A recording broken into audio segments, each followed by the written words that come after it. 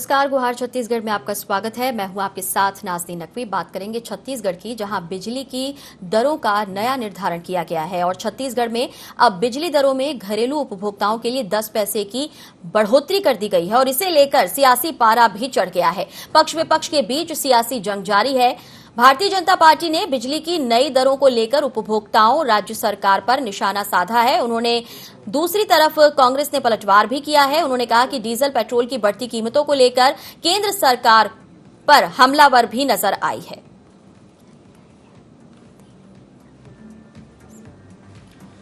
तो महंगाई का करंट जो है वो लगातार दौड़ रहा है और छत्तीसगढ़ तक भी ये दिखाई दे रहा है। एक तरफ पेट्रोल डीजल की बढ़ती कीमतें हैं और अब बिजली दरों में भी बढ़ोतरी कर दी गई है, जिसकी वजह से आम जनता पर जहां बोझ बढ़ेगा तो वहीं विपक्ष को एक सियासी मुद्दा भी हाथ लग गया है। विपक्ष का कहना है कि अपने घोषणा पत्र में महंगाई और बिजली बिल को कंट्रोल करने की बात कही गई थी, उसे आधा करने की बात कही गई थी, लेकिन अब सरकार में रहते हुए कांग्रेस इनकी दरों को बढ़ा रही है।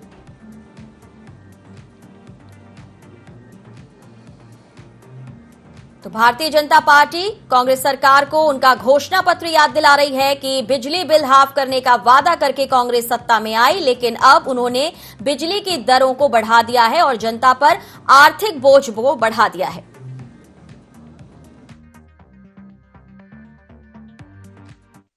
साढ़े 3 साल के कार्यकाल में हमने बिजली बिल नहीं बढ़ाया है। जो बढ़ा था रमन सिंह के समय बढ़ा था और नियामक आयोग के जो अनुशंसाएं हैं उसके हिसाब उन्होंने जो देखा कितना व्यय हो रहा है और लागत कितना हो रहा है और पैसा कितना आ रहा है, वो असेसमेंट करके ही उसको वो बढ़ाया गया है। महंगाई की जब बात आती है तो मुख्यमंत्री जी केंद्र के ऊपर डालने का प्रयास करते हैं।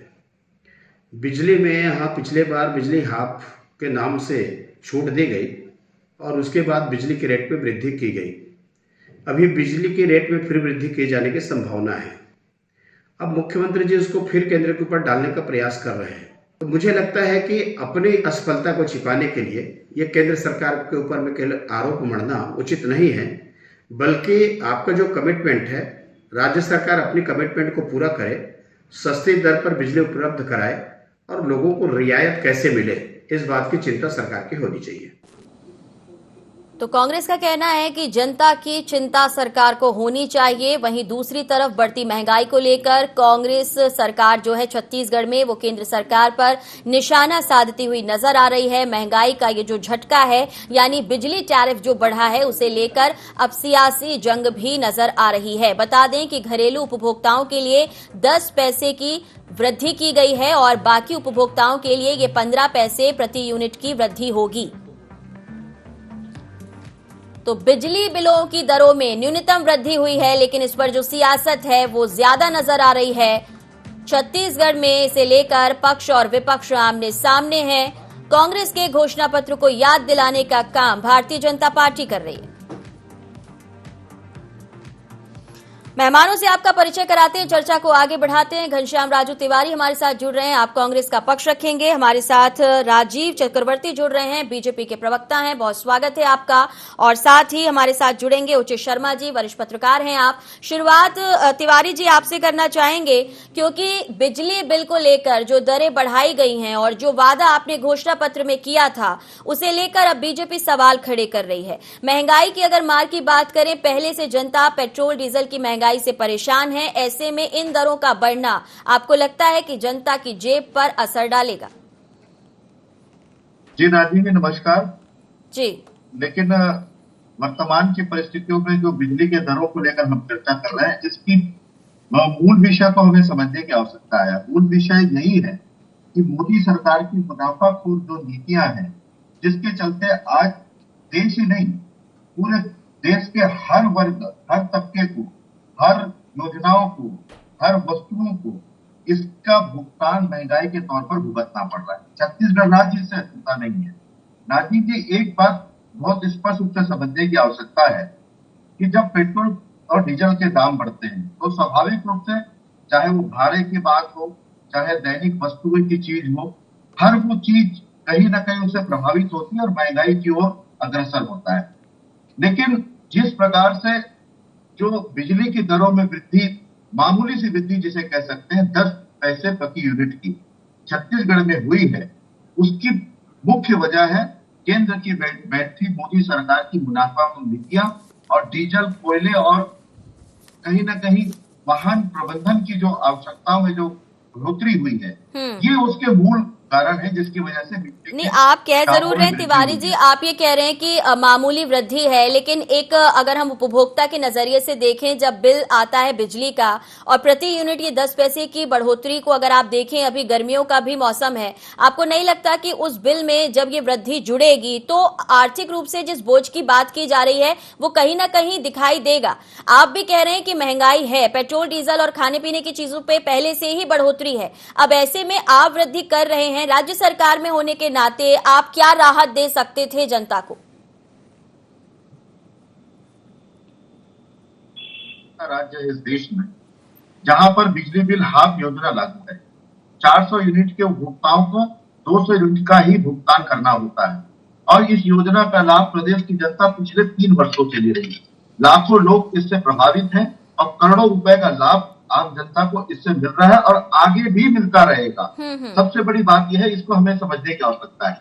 नाज़रीन जी, सबसे बड़ी बात है बिजली लागत की हम अगर बात करते हैं तो 6.08 पैसा प्रदेश में बिजली लागत की स्थिति थी आज से पहले, लेकिन जब से मोदी सरकार की मुनाफाखोर नीति के चलते 25 रुपए से अधिक के आसपास डीजल के दाम बढ़े तो ये लागत मूल्य बढ़कर 6.22 पैसे हो गए, मतलब 14 पैसे की वृद्धि हुई है लागत में, लेकिन सरकार ने मात्र 10 पैसे की वृद्धि करके 4 पैसे का नुकसान अभी भी अपने ऊपर अधिभार किया हुआ ताकि जनता को इसको नुकसान ना हो। ठीक है, यानी आप ये कहना चाहते हैं कि सिर्फ सियासत इस पर ज्यादा गरमा रही है, सियासत में करंट दौड़ रहा है, इस मुद्दे को भारतीय जनता पार्टी भुनाने की कोशिश कर रही है। राजीव जी, जवाब चाहेंगे आपसे, क्योंकि तिवारी जी कह रहे हैं कि अभी भी राहत मिल रही है जनता को, 10 पैसे की मामूली वृद्धि है। देखिए नाज़रीन जी, वृद्धि तो वृद्धि है। मेरे काबिल मित्र अभी कह रहे थे, बहुत अच्छी तकरीर पेश कर रहे थे कि मामूली से वृद्धि है, केंद्र सरकार जिम्मेदार है, लेकिन आप देखिए इनका इलेक्शन मैनिफेस्टो एक बार पढ़ लीजिए। मैनिफेस्टो नंबर 5 में ही है बिजली बिल हाफ और प्रॉपर्टी टैक्स भी हाफ, शराबबंदी होगी।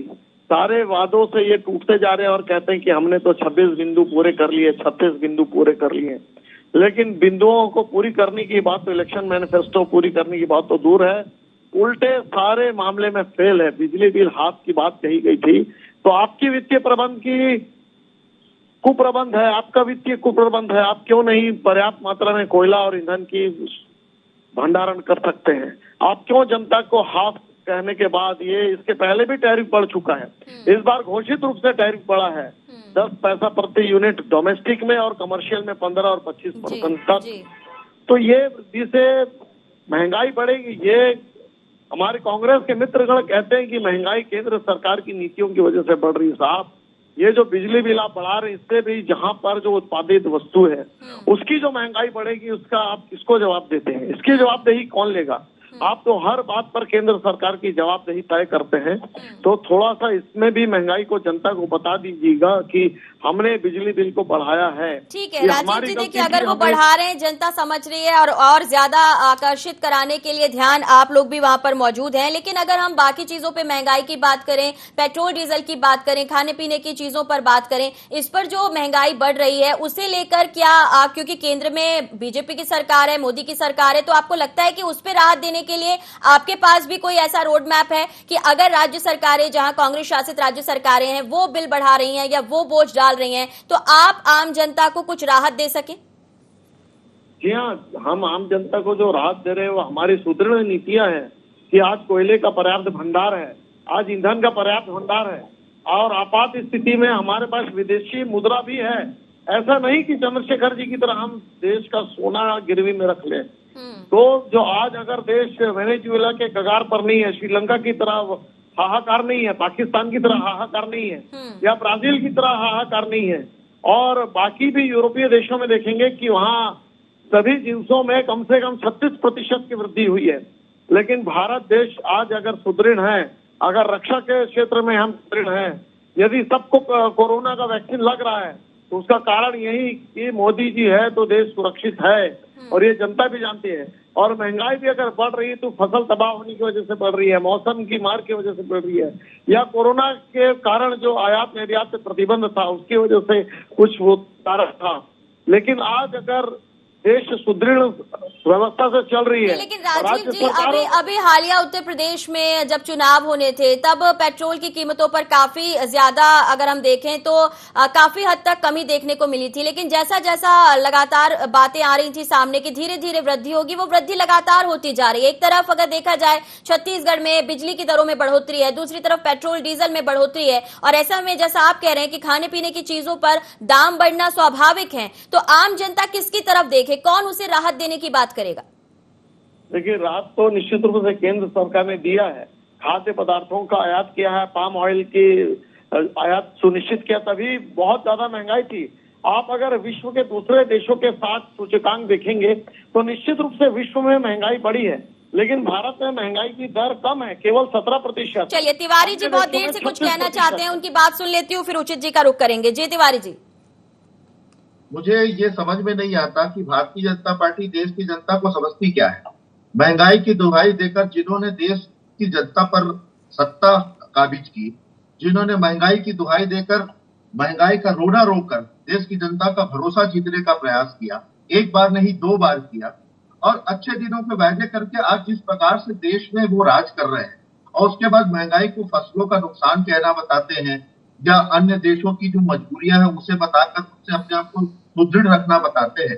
तो मैं एक चीज पूछना चाहता हूँ, 56 इंच के प्रधानमंत्री जी जिन वायदों को करके देश की जनता से सत्ता पर आए थे, आज वो वादे गौण हो गए। आज उनके लिए देश की जनता कहीं मायने नहीं रखती क्या? हम ये कहते हैं कि वैश्विक कोरोना की महामारी का असर अगर देश में है तो छत्तीसगढ़ इससे अछूता नहीं है। अगर छत्तीसगढ़ में भी कोरोना की परिस्थितियां थी तो यहाँ भी उसके नुकसान को हमने झेला है, हमने सहा है, लेकिन यहाँ के 10 पैसे पर आप छाती पीटने का काम कर रहे, जबकि छत्तीसगढ़ से लगे हुए राज्य मध्य प्रदेश की बात कर ले, बिहार की बात कर ले, झारखंड की बात कर ले, यहाँ पर बिजली हमसे कहीं ज्यादा महंगी है। लेकिन 100 बात की एक बात यह है कि ये महंगाई का मूल कारण क्या है? मूल कारण है केंद्र में बैठी मोदी सरकार की। चलिए ठीक है, आपने बिल्कुल ठीक कहा कि महंगाई की मूल वजह क्या है, इस पर बात होनी चाहिए। ठीक है तिवारी जी, लौटूंगी। हमारे साथ उचित शर्मा जी भी हैं। उचित जी, आपने दोनों को सुना, दोनों लोग एक दूसरे के घोषणा पत्र को, वादों को याद दिला रहे हैं। केंद्र सरकार की तरफ तिवारी जी सवाल खड़े कर रहे हैं, तो वहीं राजीव जी भी पूछ रहे हैं और याद दिला रहे हैं कि कांग्रेस का घोषणा पत्र क्या था। वादे कुछ और होते हैं, लेकिन आने के बाद सत्ता में तस्वीर बदल जाती है। महंगाई से राहत देने की कोई ठोस मुहिम या कोई ठोस तस्दीक करके अगर हम देखें, कोई रोड मैप नहीं दिखाई पड़ता, बल्कि उदाहरण और कंपैरिजन ज्यादा सुनने में आ रहा है। जी बिल्कुल, ये तो एक दूसरे के ऊपर लानत लगाने, लांछन लगाने और आरोप लगाने वाली बात है। दोनों एक दूसरे को लगाएंगे। वो बोल रहे हैं कि मोदी जी के कारण बिजली महंगी हुई, और वो बोलेंगे कि भूपेश बघेल जी के कारण बिजली महंगी हुई। लेकिन हकीकत ये कोई नहीं देखता कि ये जो कंपनी है, बिजली कंपनियां हैं, इनमें तमाम वो प्रॉब्लम और समस्या है। देखिए 8 महीने के अंदर 2 बार बिजली बिल बढ़ाने पड़े। मेरी बात से इत्तेफाक रखेंगे राजीव जी और प्रवक्ता महोदय तिवारी जी की इससे पहले अगस्त में भी बिजली बिल बढ़ा, तो आपको ध्यान होगा 6% अगस्त में। उसके बाद अभी जो 2.5% बढ़ा, लगभग 8.5% बिजली बिल बढ़ा है। तो इसके कारण और कॉजेज पे भी आप जाइए कि इसके मूल कारण क्या हो सकते हैं। कंपनियों में इतने लॉस कैसे बेयर कर रही है, कंपनी में कारण क्या, लॉस के कारण क्या, क्या कितना मिसमैनेजमेंट है। वहाँ सब स्टैंडर्ड मटेरियल खरीदे जा रहे हैं, एक्सेस ओवरहेड्स किए जा रहे हैं, लाइन लॉस कॉपी हो रहा है, विश्वसनीयता नाम की चीजें नहीं है, 4 बड़ी कंपनी को मर्ज नहीं किए जा रहे हैं। तो ये कई रीजन भी हो सकते हैं। आप इसको भी तो देखिए, आप ओवरहेड्स इतने बढ़ा के रखे हैं कि आपको लॉस तो सहन करना ही पड़ेगा। अब जब लॉस एक लिमिट तक आप लॉस सहन कर सकते हो, उसके बाद तो आप बिजली के दाम बढ़ाने पड़ेंगे। लेकिन केवल ये जो भार है 2 तरीके से मीट आउट किए जा सकते हैं, या तो उपभोक्ताओं के ऊपर डाल दीजिए या अपने खर्चे कम करिए। खर्चे ये कम करते नहीं है, मिसमैनेजमेंट जो होता है वो लगातार होते रहता है। विश्वसनीयता नाम की कोई चीज नहीं है। आपको जो भी लॉस है उसका सीधा सीधा जो पूरा का पूरा भार जो है वो आप करोड़ों जनता पे आप डाल देते हैं, या सरकार के ऊपर डाल देते हैं, सरकार के ऊपर रिकवरी निकाल देते हैं। तो ये कई चीजें हैं जिसके कारण बिजली महंगी होती है, जिसका दुष्परिणाम हम भुगतते हैं। जनता को स्वाधिभार के रूप से जाना जाता है, स्वाधिभार अधिक पड़ता है। एक तो कोरोना काल से हम ले देखे इकोनॉमी हमारी थोड़ी सी पटरी पे आई है, लोगों की आर्थिक स्थिति थोड़ी सी सुदृढ़ हो रही है। जी, जी। एवं नो डाउट की मामूली वृद्धि की गई है, लेकिन ये 2 बार वृद्धि की हुई है। जी। तो मामूली करके वो काफी बड़ा हो गया। आप देखिए कि अमाउंट लगभग 8.5-9% के आसपास है। तो कंपनियों को ये भी सोचना चाहिए कि बजाय एक दूसरे के और आरोप और सरकार को उसमें आरोप प्रत्यारोप करें कि कंपनी को आखिर इतनी फ्रीडम और छूट क्यों दें कि वो अपने लाइन। बिल्कुल ठीक है, आपने सही सवाल उठाया। तिवारी जी, इतनी छूट क्यों दें कंपनियों को?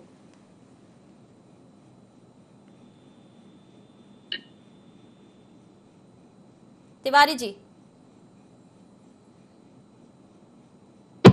चलिए राजीव जी, आप क्या कहना चाहेंगे? अगर सरकार में रहते हुए कांग्रेस कोई राहत नहीं दे पा रही है, आप घोषणा पत्र को लेकर भी सवाल खड़े कर रहे हैं, आप कह रहे हैं शराबबंदी का वादा पूरा नहीं हुआ और ये कहा जा रहा है कि 26 से ज्यादा या आधे से ज्यादा घोषणा पत्र जो है वो सरकार ने पूरा कर दिया है, तो ऐसी परिस्थिति में आप कैसे जनता को राहत मिल सके इसके लिए सरकार से मांग करेंगे?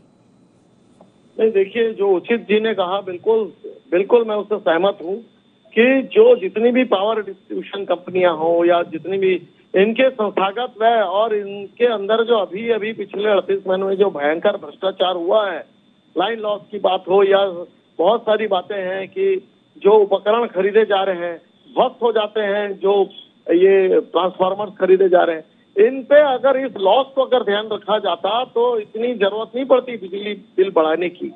और सुनवाई भी इन्होंने चुपचाप कर दी, कोई जन सुनवाई, विद्युत नियामक आयोग ने कोई इसके लिए जो सुनवाई की थी उसकी कोई बातें नहीं रखी, चुपचाप गुपचुप तरीके से ये जो प्रक्रिया भी अपनाई गई, बहुत गंभीर बात है। बिना किसी से पूछे एक प्रक्रिया होती है कि बिजली बिल बढ़ाने के पहले एक जन सुनवाई होती है। उस उचित जी खुद एक बहुत प्रसिद्ध एक्टिविस्ट है, क्या उन्हें पता था कि जन सुनवाई हुई है?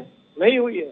तो इस प्रकार से जनता से बिना पूछे और जो भयंकर जो भ्रष्टाचार है या जो इतने व्यय है उसको अगर नियंत्रित कर ली जाती तो ये 10% की भी वृद्धि की बातें नहीं आती। चलिए ठीक है, तो तिवारी जी हमारे साथ जुड़ गए। तिवारी जी, सवाल ये कि कंपनियों को आखिर इतनी छूट क्यों? एक बार नहीं 2 बार ऐसा हो चुका है जब टैरिफ बढ़ा है और ऐसे में थोड़ा थोड़ा कहा जरूर जाता है लेकिन आम जनता की जेब पर इसका बड़ा असर दिखाई देता है। देखिए नानी जी, मैं लाइन कट जाने की वजह से सुन तो नहीं पाया, लेकिन उचित शर्मा जी वरिष्ठ पत्रकार बेहद गंभीर विषय पर बात कर रहे थे और निश्चित ही मैं उस पर जरूर जाना चाहूंगा। वो कह रहे थे कि जिस प्रकार से कंपनियां के स्थापना और लागत मूल्य पर प्रभाव पड़ता है उससे भी बहुत सारी चीजें निर्धारित होती है। छत्तीसगढ़ में 2003 तक बिजली की एकमात्र कंपनी हुआ करती थी नानी। डॉक्टर रमन सिंह जी की सरकार 2003 में आने के बाद इन्होंने बिजली कंपनी को 1 से उठाकर 5 कंपनियों में निर्धारित कर दिया। 5 कंपनियों में निर्धारित करने से यहाँ पर लागत और स्थापना व्यय बढ़ गया और बढ़ने की वजह से कहीं ना कहीं ये सारी परिस्थितियां निर्मित हुई और लोगों को महंगी बिजलियां मिलनी शुरू हुई। आज वर्तमान के परिदृश्य में भूपेश बघेल जी की सरकार उन 5 कंपनियों में 2 कंपनियों को मर्ज कर दिया है 3 कंपनियों में और बहुत जल्द ही ये 5 कंपनियां मात्र 1 से 2 कंपनियां ही रहेंगी। तो ये स्थापना और लागत की जहां तक बात है, इस पर भी कहीं ना कहीं कम करने की चिंता सरकार कर रही है। मेरे साथी भाई कह रहे थे, बीजेपी से प्रवक्ता बैठे हैं राजीव जी, कह रहे थे कि जन सुनवाई हुई लेकिन ये कोई ध्यान नहीं दिया गया। मुझे याद है अच्छे से, जब जन सुनवाई की तारीख थी, भारतीय जनता पार्टी का एक व्यक्ति भी उस जन सुनवाई में उपस्थित होकर अपना किसी भी प्रकार का पक्ष नहीं रखता। टीवी चैनल पर बैठकर महंगाई की दुहाई देने की बात करते हैं। महंगाई के जिम्मेदार लोग अगर आज इस प्रकार की बात करेंगे तो जनता देख रही है। हम इस बात को समझते हैं कि कहीं ना कहीं महंगाई से आम जनता के लोगों का जेब पर भी प्रभाव पड़ता है, आर्थिक स्थिति पर भी प्रभाव पड़ता है। इसीलिए राज्य के मुखिया भूपेश बघेल जी ने बिजली बिल हाफ योजना लागू की है। इस योजना का सीधा प्रभाव उचित शर्मा जी को भी मिल रहा है, इसका प्रभाव राजीव चक्रवर्ती जी को भी मिल रहा है और प्रदेश के हर उस नागरिक को मिल रहा है। बिल्कुल ठीक है, अगर आप ये कह रहे हैं तो मैं पूछ लेती हूँ राजीव जी। बावजूद इसके जी, लेकिन बावजूद इसके आज हम किसान कृषक प्रदेश है।